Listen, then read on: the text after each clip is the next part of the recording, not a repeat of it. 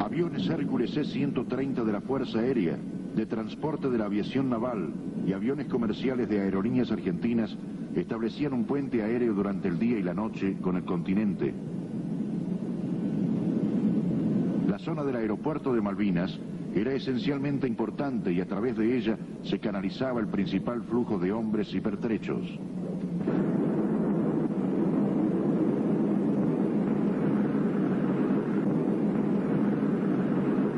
Los días 8, 9 y 13 de abril, unidades de la Marina como el buque de desembarco Cabo San Antonio, transportes Bahía Buen Suceso e Isla de los Estados, guardacostas de la Prefectura y los buques mercantes de Elma, Formosa y Río Carcarañá transportaron material logístico, abastecimientos y personal.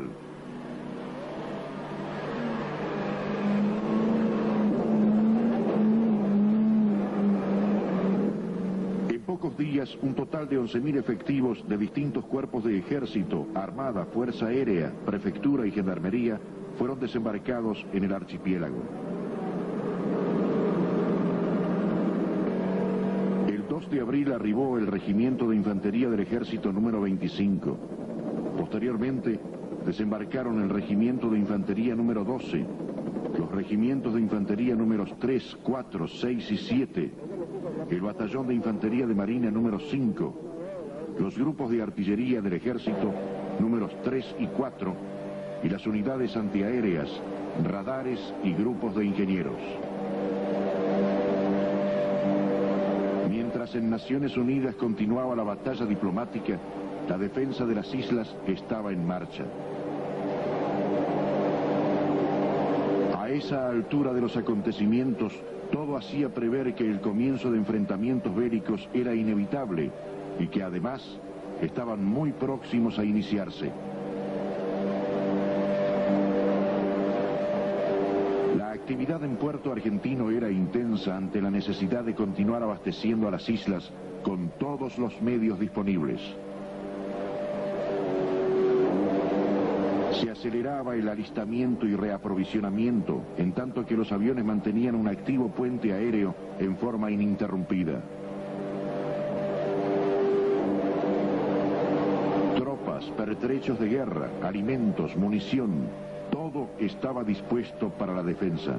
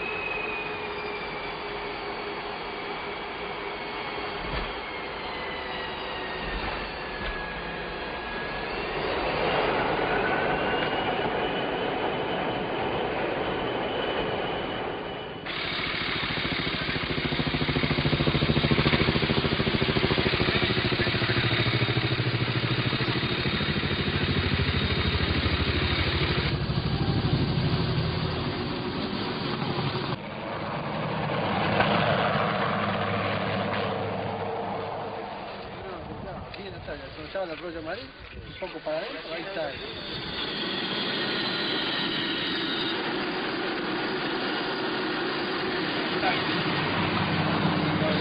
Buen día, señor.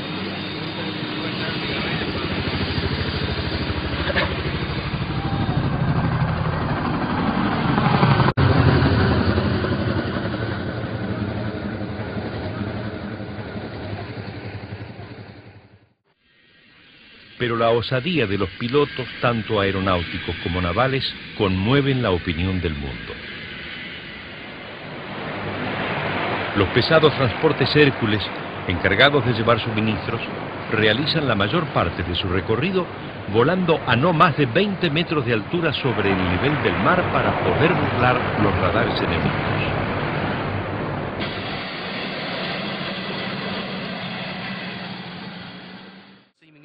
endless succession of Hercules and Air Force Boeing 707s. Ex-brigade from Buenos Aires province, well-equipped but comprising thousands of chicos, the boy conscripts who served a year's compulsory national service. With them, the first Argentinian command model. 3 brigadier generals now vied for control. They also brought in squadrons of the deadly Pucará ground attack planes that had proved so successful in counter-insurgency roles. Tanks never featured in the eventual defence of Port. The evidence, in fact, pointed quite the other way.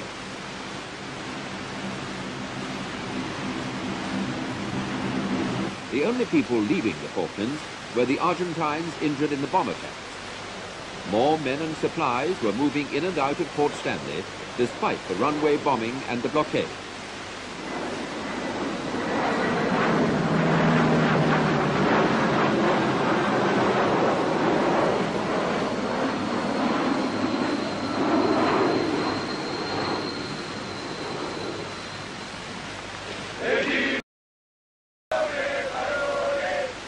To judge from these Argentine television pictures, it looked as though British attempts to demoralize the troops on the island by hardship and constant bombardment had failed as well.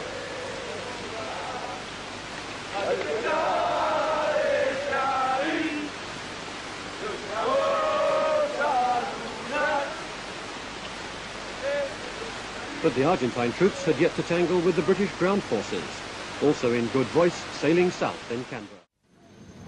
By the end of the first fortnight in April, Argentina's hold on the Falklands was complete. A massive airlift had brought in more than 9,000 troops and vast quantities of supplies. Planes flew the 800-mile round trip to the mainland every day, building up the garrison with more and more men and material.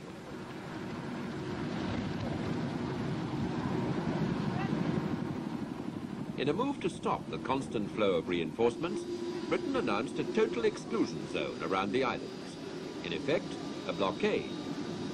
Any Argentine ship, and later it applied to planes too, entering an area within 200 miles of the Falklands was likely to be attacked.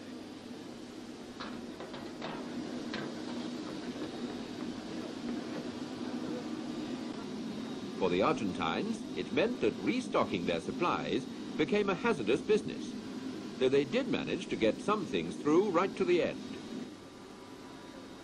The commander of the Argentine troops on the island, also appointed governor, was 52-year-old General Mario Menendez.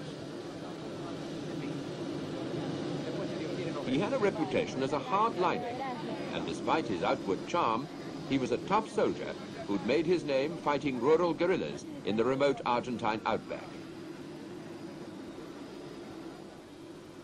Winning the hearts and minds of the local people was one of the general's main preoccupations. That, and also doing his bit to reassure world opinion. How many troops are in the island? Well, I can tell you that we have here many troops, but not exactly the number. I think this is a special thing for military matters. Do you understand?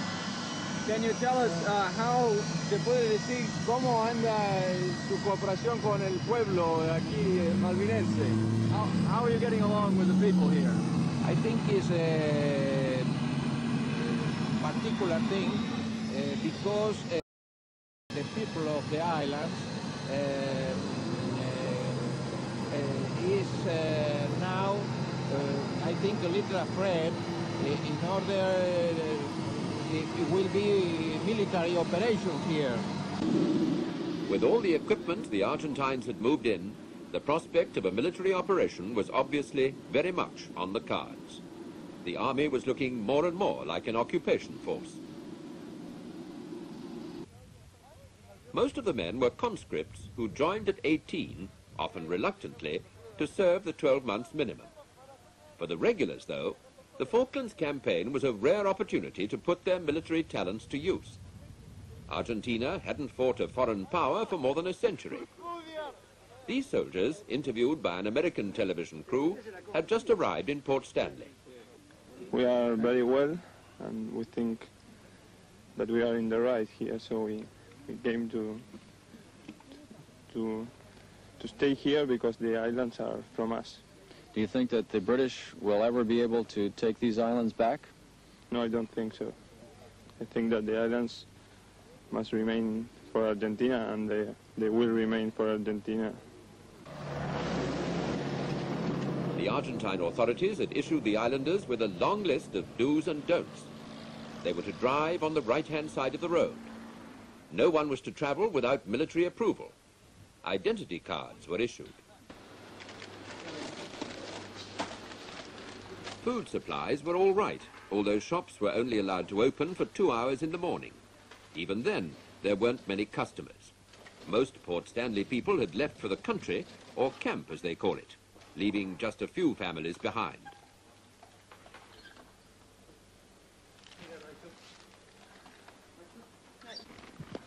The Argentine authorities also made a start at trying to get the islanders to learn Spanish. To avoid it, as a gesture, they refused to send their children to school. Okay, which is the school? This one here. That's the senior school. The junior school is probably looks a bit more school-like.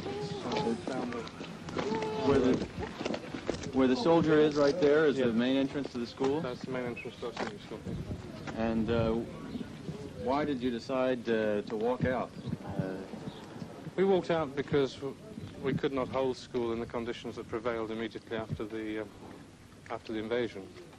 We had military presence, especially outside the junior school, the infant school. We had tanks, we had soldiers in the yard. And most of our school population were disappearing to the camp anyway, to the countryside. Did they put restrictions on what you could teach? No, they said that they wouldn't, but at the same time we didn't wish to be seen to be supporting their regime in any way.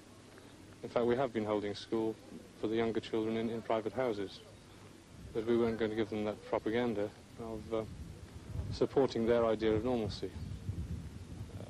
This place has been raped, so there's no way that there is a normal situation.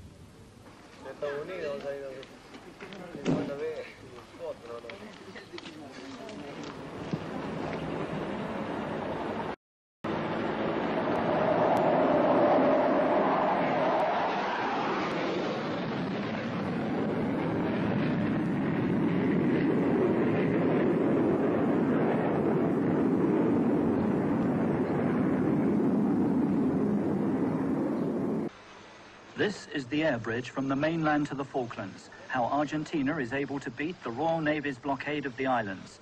Port Stanley's airport hasn't even had to be extended for the huge airlift now going on. As many as 100 flights a day are bringing in reinforcements, arms, ammunition and supplies as the British task.